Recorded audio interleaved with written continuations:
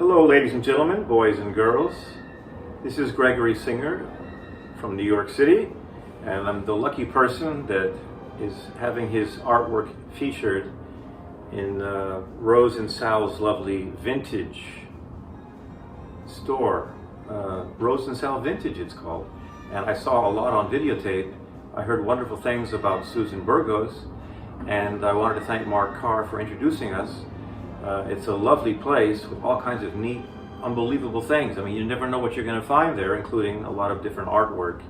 And I've seen a lot of the artwork that they've had on the videos, and it looks terrific. It's really wonderful selections. And I'm lucky this month in particular, in October, my art is going to be featured there. And I hope you'll like this little videotape I'm putting together to explain a little bit what was going through my head when I created some of the artwork. And just want to wish you a wonderful October with pumpkins and trick-or-treating and all kinds of wonderful things. It's a lovely fall time of year. The season is terrific. And I'll hope you enjoy everything over at a fantastic vintage store, Rose and Sal. I hope to visit there someday myself, maybe in late October or November, at least by Christmas. I hope to be able to visit you all out there. So from New York City, from Gregory Singer, I wish you the best. Enjoy Rose and Sal Vintage Antiques. It's a fantastic place over on apparently 136 Dayton Street in Yellow Springs, Ohio. The zip code over there is 45387, in case you're using one of your little handheld devices to find them on the GPS. 136 Dayton Street in Yellow Springs. That's Rose and Sal Vintage if you want to see Gregory Singer's artwork. Hope you like something. Take care.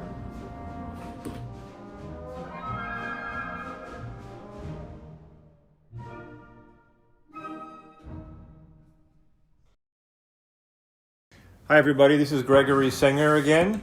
Just wanted to introduce a little bit of my artwork to you. I'm so happy that Rose and Sal Vintage is displaying my work in October. And it's really exciting for me here in New York City to think that people out in Ohio are getting to see some of the work that I've done here in New York City. This piece of the table is interesting for me. I enjoyed making it because I tried to capture a little bit of the shine on the copper and the shininess on the glass and the plants, a little bit of the flowers, different textures, different colors, and certainly it shows a pretty comfortable existence. Somebody's enjoying the finer qualities of life in a very nice room with some artwork on the wall. So I enjoyed making this picture. I think it's very attractive, and I hope you like it also. This picture is a collage style work. I've done a handful of this style, and I won't expect to do too many like this. This is sort of the collage period, shall we say. There are many different faces with different environments. There's a cityscape, a bridge, and the Chrysler Building in New York City. There's a residential building, and there's some scenes from the countryside. So it's a little bit to do with humanity over periods of time, different eras. During this time, we have spent indoors thinking about ourselves, thinking about life and humanity and history. This is what evolved. It wasn't a conscious decision to draw this. It just sort of came out this way. That's why it's like a collage, different images. I don't control my hand when it starts to do these kind of things. I just let it flow naturally. So some people say it reminds them of Marc Chagall a little bit.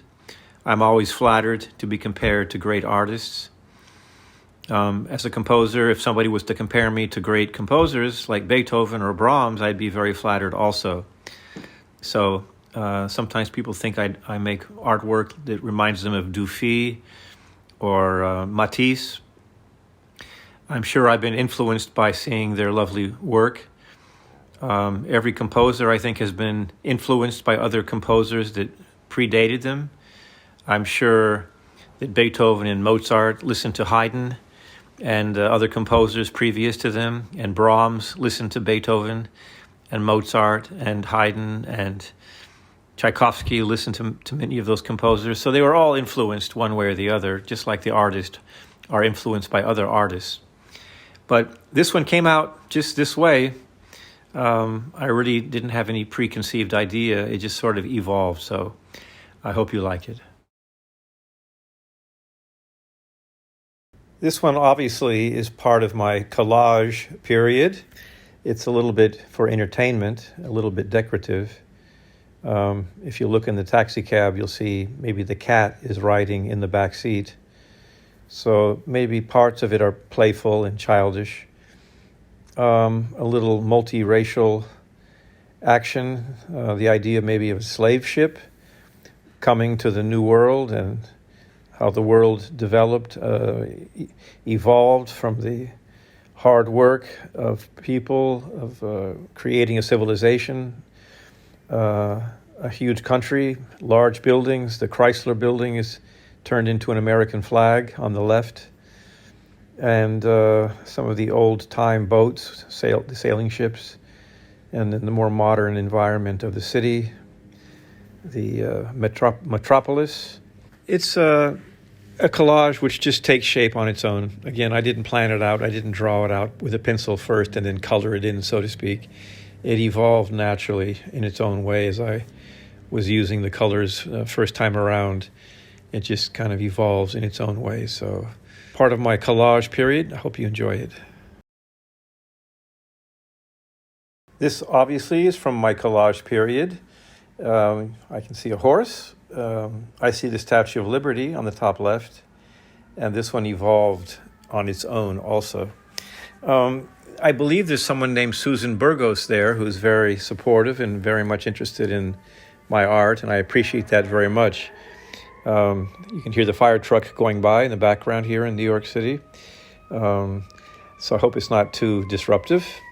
But these things we cannot control, of course. I hope they're okay. I hope everybody is okay. Unless it's my building that's on fire, in which case the fire truck will come directly to my window, in which case I will be exiting most likely as quickly as possible. Let's see. Well, it seems to be stopping nearby, but not exactly at my window, I hope. We'll see. But anyway, I remember when I was quite a bit younger in Mexico City, I played in a festival orchestra called Filarmónica de las Americas, and there was a very famous conductor who was the guest conductor of that series. Now a helicopter's going by. How wonderful. Well, that's life in the big city. I often wish to live in a smaller town somewhere in the country where it won't be so noisy as this. And, well, if all goes well and people buy enough of my paintings and artwork, I'll be able to move out maybe to Ohio somewhere. Maybe Yellow Springs or Columbus or something.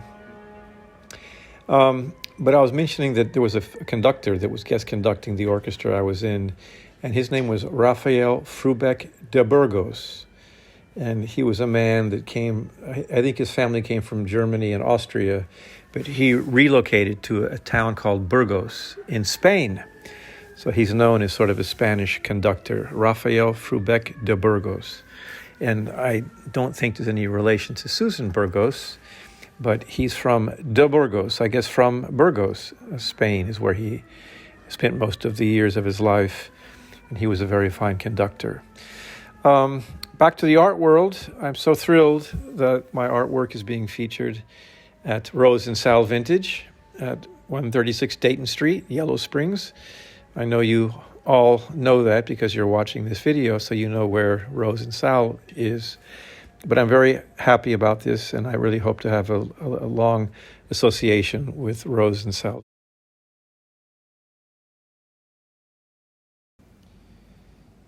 This is a brownstone type building, even though it's blue. It shows the humanity inside each window. If you look carefully, you'll see, obviously, a violinist. There is a person sitting on their bed. All kinds of little characters here and there in the building. Out front, a couple of cats and a pumpkin. Sort of the October feel. I was going to color the pumpkins orange, but I went over to the FedEx or UPS, whatever it is, and I sent the picture off without coloring it in. I kept it sort of monotoned in that regard. But it's just a New York building scene with all the people inside their little windows. And I think there's a copy of a French picture of, I think Monet, of a man sitting in a rowboat. Maybe he's the sailor who rows the boat. I think he's somewhere towards the top of the building. You have to look carefully at each window to see really what's going on in each window. But it's kind of fun. And the building does exist. I had a building in mind. It's on the Upper West Side. A friend of mine used to live in that building. And so it's kind of accurate in some regards. I may have mentioned before that as a child in my crib, where I was born in Texas, there were lots of art pieces hanging on the walls, and I would spend many hours staring at the art. I think it's a good idea, by the way, for children to be surrounded by art when they're young. It gives them a very vivid imagination, I think.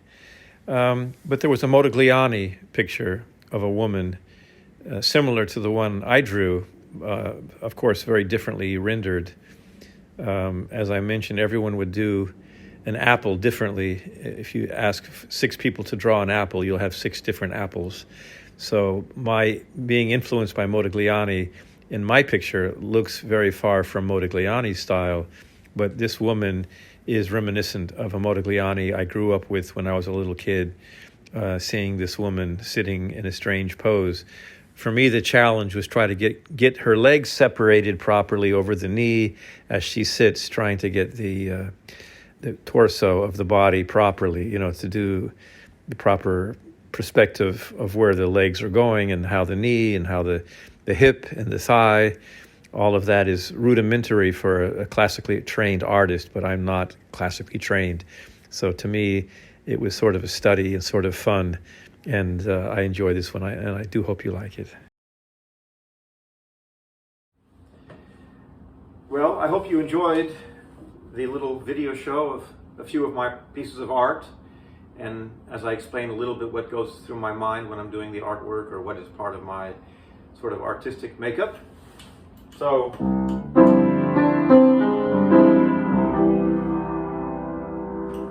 all the best from New York City, and I hope you'll take something home with you. Bye-bye.